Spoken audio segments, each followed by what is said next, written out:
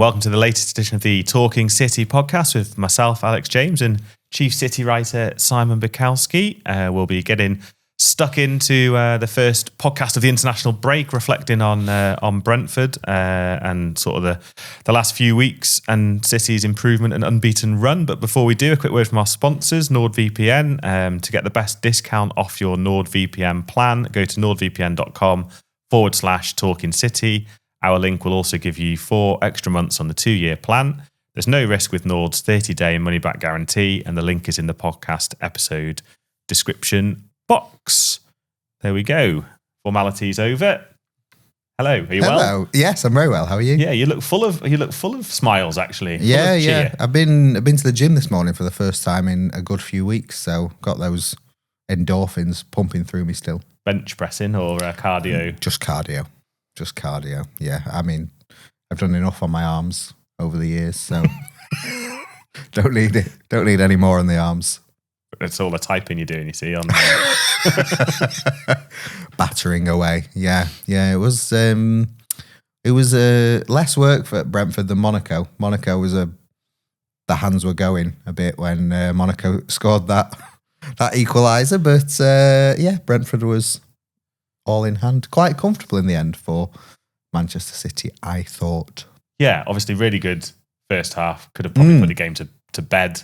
I don't think Brentford had a touch in the City box, which is the first time in their Premier League history that they failed to do that in a first half. It sort of underlines the dominance that City had. And the first time they've not scored all season, and first time they've been defeated at home this season.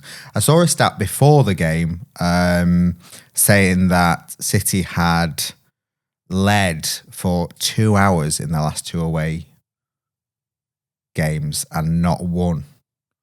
And I thought, oh yeah, that's Monaco and Arsenal. And then it was just a Premier League only stat. So I thought, oh God, it's Brighton as well. And in Brighton and Arsenal and Monaco, the performance got significantly worse as the game went on, and City kind of retreated and tried to defend their lead and didn't end up being able to.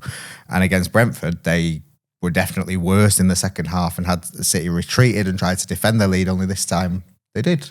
Yeah, and that feels...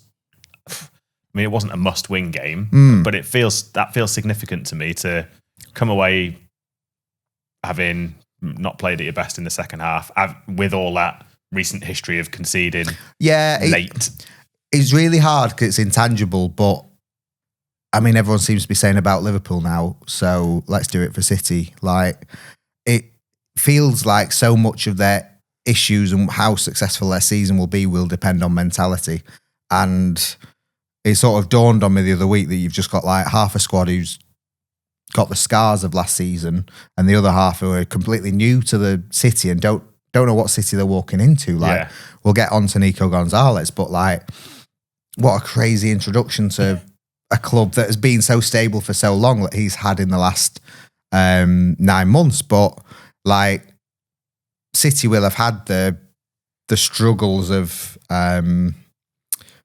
conceding 2 late goals at Brentford last season and drawing. In another performance where it felt like, are they turning a corner? No, they're not. And so for that reason, I think they can be really pleased, and they should, and they are feeling very positive. Yeah, and I mean, you're obviously there. The mood afterwards. The mood afterwards was happy, and like, I spoke to Nico Gonzalez, and he was a big smile on his face with every question. Maybe because they were silly questions, but like, he was feeling good about everything, and he said, you know, we've played the last 7 games, 5 wins, 2 draws. I think we deserve more from the 2 draws, he said, which, I mean, I sort of just floated that point and got an onslaught from some Arsenal fans last night, but we'll let that one slide. But they are in a happy place and they feel so much better. And when you look at them, they look so much better. They look like there is more control on the pitch, and it's kind of like hard not to look at the 2 kind of giant bookends at either end of the pitch that are just like are the reason why they are seeing out these games. Yeah, and I think if you wound the clock back a month before to the September international break, 7 games in, I think it was 22 days. Arsenal obviously away being one of them. United, Napoli in the Champions League, which I know they got reduced to 10 men in the end, but that had the earmarks of a tricky Champions League opener. You'd have snapped, well, maybe not snapped your hands off, but you'd have been pretty pleased with 5 wins and 2 draws. And coming from where City were, but, everyone says, they were down to 10 men, Napoli. Yeah, they were, but they were down to 10 men because of more good work from Foden and Haaland. And they are Italian champions, and they're currently topping Serie A. So, they aren't any mugs. And Arsenal, were pretty lucky to come away with a point in the end. It was one moment of genius from them that got a late equaliser, but City kind of had their number for a long time. And again, compare that to the 5-1 at the end of January, and it's loads and loads and loads of improvement. And I think the signs are there. And so I don't know, one of the biggest issues at the minute maybe is how they've tailed off in the second half. But then you think, well, they've had loads of injuries and they've got players missing. When Marmoush and Aït-Nouri and Cherki and Kusanov come back, maybe they'll be better in the second half because they can put subs on that can influence the game, maintain the quality and influence the game. And I just thought to say, they had that, say Rodri goes off as he does on Sunday, I think in another time, City don't recover from that issue. Or another time, Edison's in net and doesn't save that one-on-one or something like that. So I think there are very clear improvements from City over the last 4 weeks, and they look like a title contender. And yes, I've said it now. Well, I said before the season started, I could still see City winning the league. I could just see it almost not unfolding like it has, but almost been like, oh, everyone's written City off. But actually, it turns out Pep Guardiola is one of the greatest managers that football's ever seen, and he does know what he's doing. But you sort of said on the improvements from last season, maybe last season they wouldn't have won that game. I mean, they didn't. They were 2-0 up at Brentford. Yeah. Obviously, they lost to Arsenal last season. They lost at United. Last season. They haven't lost any of those games in this recent run. And obviously, there's more things to it than that. But you can kind of see the marker of last season to this season. That's a little snapshot of it, I guess. Net points doing very well, which they have a lot to make up if they want to challenge for and win the league. But they're on the right track. And I just think I think there are a lot of reasons to be positive. And I think we were pretty down on them after the Brighton game. And I think we sort of said it's a mess. And now they've got it all together. And not to jump ahead, but Everton at home when they return from the international break, and then they've got, I think it's 3 home games, Villarreal and 1 away game, isn't it? In the Villa away, Swansea away, but then Bournemouth at home, and to end the sort of next block of fixtures, they've got Liverpool at home. And if you'd looked at Liverpool at home a month ago, I think everyone would have said, well, away win. And now, that is, City can't afford to look that far ahead too much, but we can. And that is a real chance for City to lay down a marker and say, you should probably be talking about us a bit more because we are up there. Yeah. And you mentioned a host of positives. Let's talk Nico's. Should we go O'Reilly before Gonzalez, let's or Gonzalez do before O'Reilly? Let's do O'Reilly, yeah. I think you love Nico O'Reilly, don't you? I'm yet. I know he's playing well, but I'm yet to read player ratings from you where you aren't effusive in your praise of just how good Nico O'Reilly has been and is. Yes, yeah, I think he's brilliant, and he's City have produced a load of sort of small technical players from the academy, and Nico is a big beast, and he's only 20, and he's the same class as Rico Lewis, but he's probably twice the size of him and twice the bulk of him. But he just plays so languidly as well. He's got a real kind of style on the ball, but just kind of lopes, but yet is everywhere he needs to be at the right place. And I thought he was brilliant in Monaco, and I thought he was brilliant at Brentford. I think I gave him 8 on both occasions. I think so, yeah. And he's just been called up to the England squad because feels like he shouldn't be that good because he is like a 20-year-old number 10 playing left back. Yeah. But you look at his performances and you think which left back in the country is matching his output. And I'm not sure you name too many names. So like he absolutely deserves to make the England squad. And that is I think, was it Salford when he played for the first time in that position? So what's that? Yeah. Not even, that was January, 9 months of 10 months, if that. Well, I think because he made his 7th start of the season last year in early April. I think it was the 7th of April. And he made his 7th start of this season on Sunday.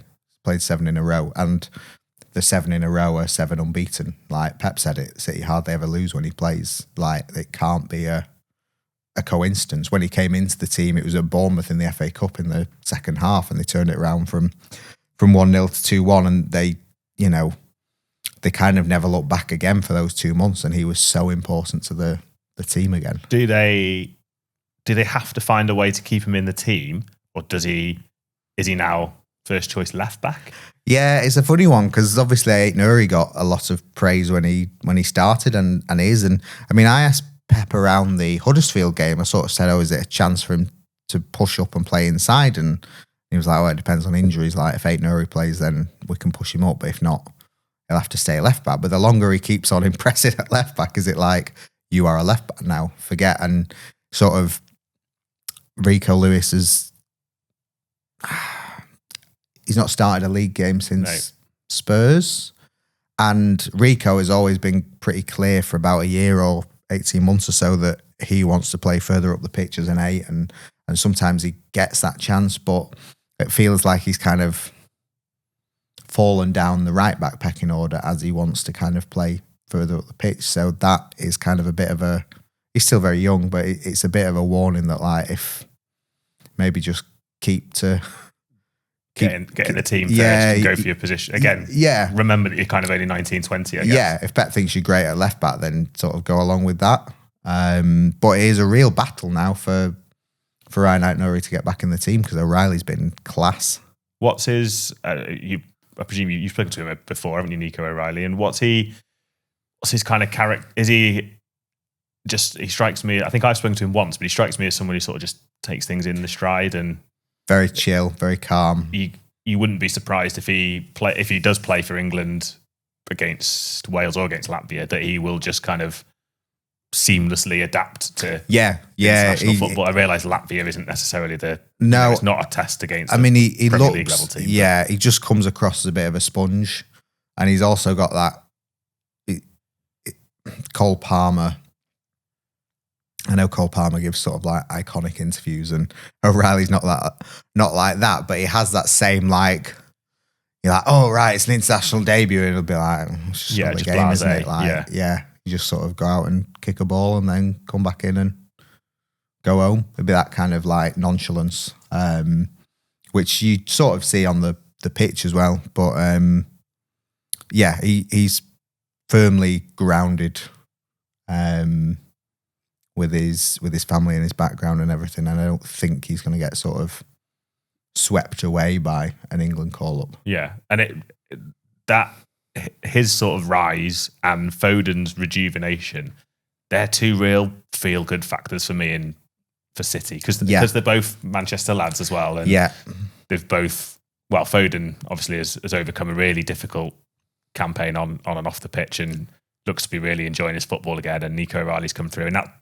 I don't know, I just really like the fact that we're talking about two of the best players of the season so far has been two academy graduates that have, I don't know, they just look to the manner born at the moment. Like, yeah, and that's it. Like, it shouldn't be that the best players in the world are like from this tiny part of Manchester, and I'm not saying the best players in the world, but like, some of the biggest talent and exciting talent. And City have the ability to spend hundreds of millions of pounds, and yet these guys are sort of born and raised and through City in the I want to say sort of when they weren't as good, but you've got to be really careful with that. Those two just about are, but I did the youth league game last week, and Floyd Samba, who has been doing well for the 18s, born in 2009. You're like, oh, that makes me feel old. But like also like he doesn't remember kind of City being in the third division. Yeah, but even just like bottom third of the Premier League. But now when kids are growing up and saying, "Oh yeah, play a City on FIFA or whatever," and because it's because they do, because they're one of the best teams and they always have been, as far as these kids know. But like O'Reilly and Foden have sort of come through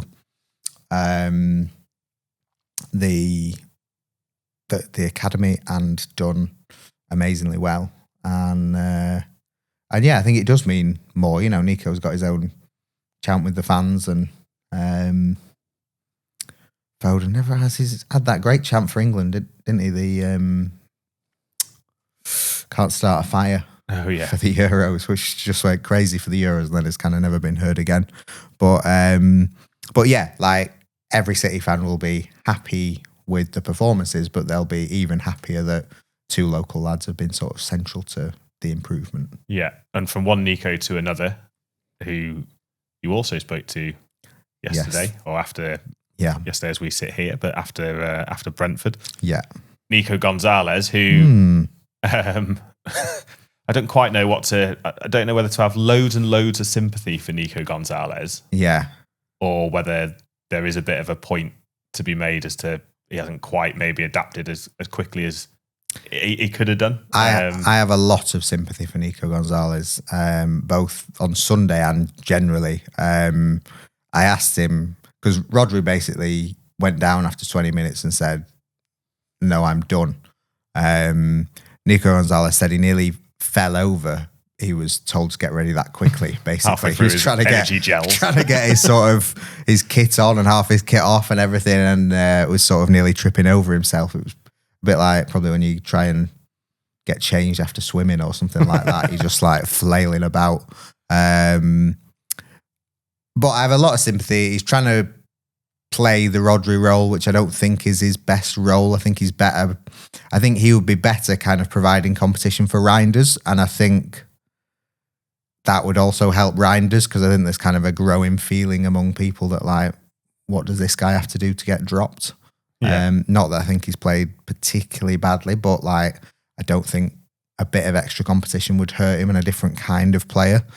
He's trying to play this 6 because Rodri is struggling and because Mateo Kovacic has been injured, and it's hard. And I thought it was interesting. Pep got quite shirty on Friday when the insinuation in the question was kind of like, if you took Rodri off against Monaco, you put Gonzalez on, Monaco score, and it was. He was very quick to mention the.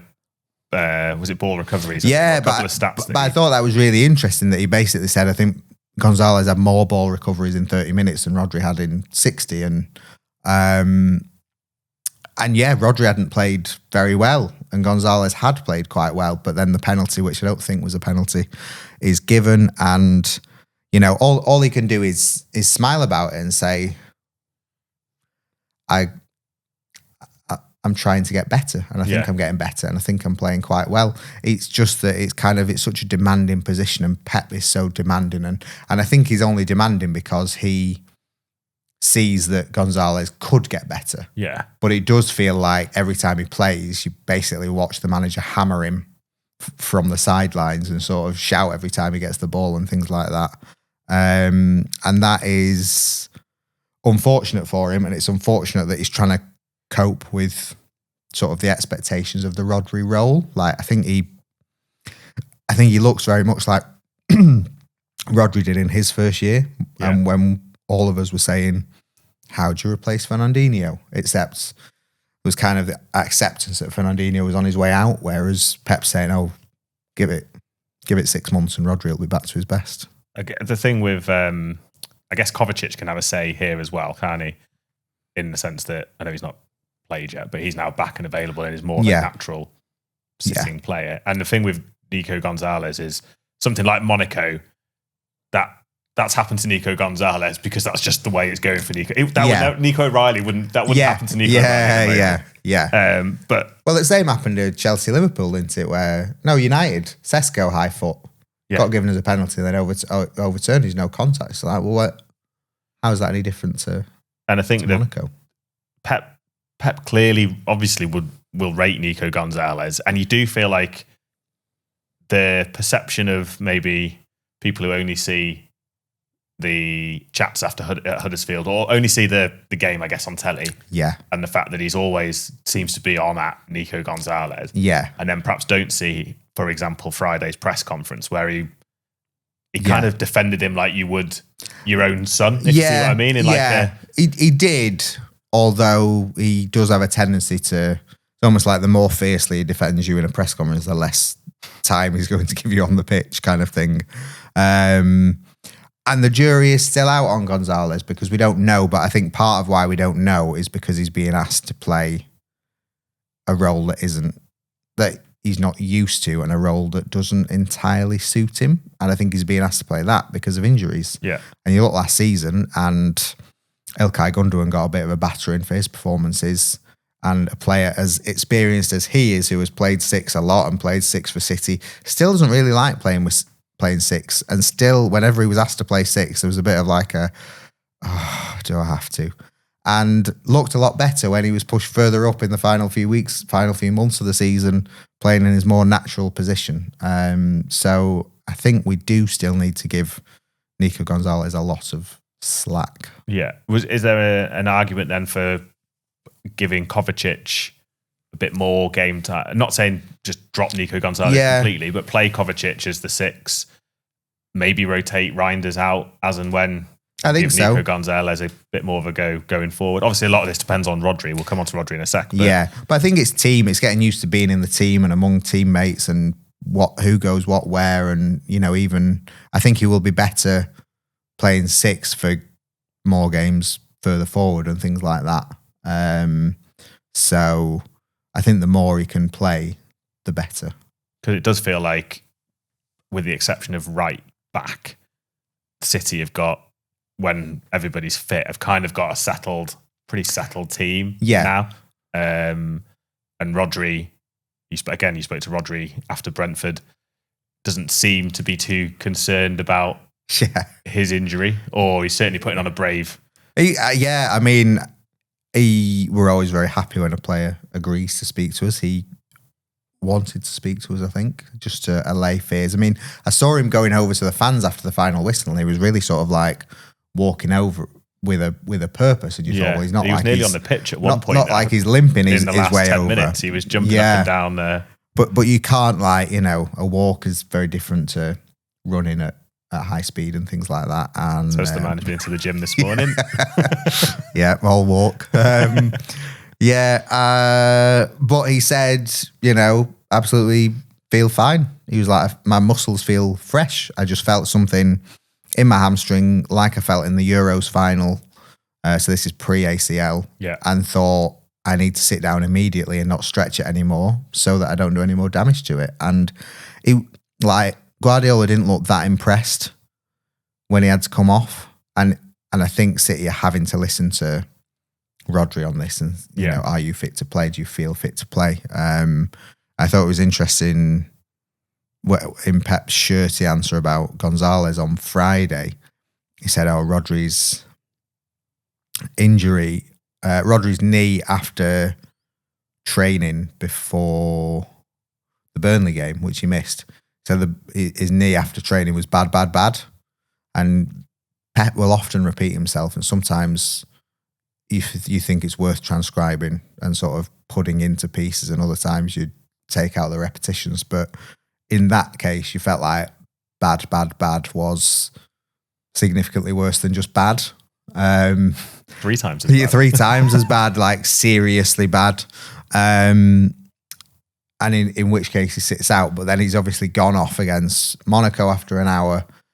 It was a surprise for me that he started. So clearly there's a conversation that's been had, and he's said, I'm absolutely fine to start. And speaking to him on Sunday night, it sounded like, he he'd be fit to start today, basically. But, he's not going to the Spanish national team. He's sitting out those fixtures, but he hopes that he can play against Everton in 2 weeks, so he wouldn't miss a game, basically, for City. Yeah, which would be amazing. Yeah, which possibly not anybody would have predicted when they saw him drop down at into Brentford. No, exactly. And it looked really bad, and it looked close to the knee, and everyone was sort of thinking, oh, is this a relapse? Is this something else? And I even asked him, like, is it connected to the ACL? And he was like, not really. And again, that might be putting on a brave face about it. And then, they might need to sort of say, look, you're not as far ahead as you think you are. Just kind of take it easy. But he really wasn't worried by it. And, he got asked sort of like, do you still think about it when you go out and play? And he was like, no. So it feels like in his head, he's through most of it. Yeah. He just kind of needs to tell his body, because he will keep coming up with all these things that, even if they're not directly related to it, it's part of your body kind of getting back to normal. Yeah. And I think Pep is a real kind of like, I don't want to say superstitious because it's medicine and science, but feels like if you do an ACL, you have to pay with it with a year of your career. And if you try and come back in 8 months, you will lose 4 months. Like it takes a year, so don't try and cheat it. Like you need to allow the muscle to grow again and to respect the injury, basically. Yeah, it does feel like there's going to have to be some, because I was surprised he played against, well, actually I wasn't surprised he played against Monaco once he travelled, because I thought if he's travelling, then he's going to play. Yeah. I was a little bit surprised he played at Brentford, although I get why he did, because I get why he did, and I thought the first 20 minutes he actually played really well, like the best he's seemed in weeks. Pep sat down for his press conference before Monaco and said, I don't think Rodri can play like 3 games in a week like he did. So to then start him 2 games in 5 days felt like you're asking for trouble, and they got trouble. So I think you're going to have to be more careful going forward. However, you listen to Rodri and he says, I'm absolutely great. I feel good. Hopefully everything's fine for me to play in 2 weeks. And you're like, right, okay. Yeah. Straight from the horse's mouth. Yeah. It'd be interesting that obviously that Everton game is the first game after the international break, another busy, hectic period of fixtures and 3 competitions and European ties. So lots to look forward to, but never fear, because we are going to fill the next fortnight. Well, we've got through this one without talking about Haaland and Donnarumma, really, and I think they kind of probably deserve their own spotlight. So maybe Friday. Yeah, well, exactly. And we do talk about, and I don't know if we do talk about Haaland and Donnarumma more than the average player on this podcast. I'm not sure who the most often mentioned player is. Haaland's definitely worth going into detail on, both for his game, but also his post-match interview. I thought was brilliant. So we'll definitely do that on Friday. Yeah, so that'll be Friday's topic, Haaland and Donnarumma with your good self, and I think Tyrone Marshall will make an appearance there as well. So tune in for that on Friday, and as per usual, keep abreast of all the latest from the Etihad across our normal channels, and we shall see you again soon. Thanks for watching, thanks for listening, and we'll see you on Friday.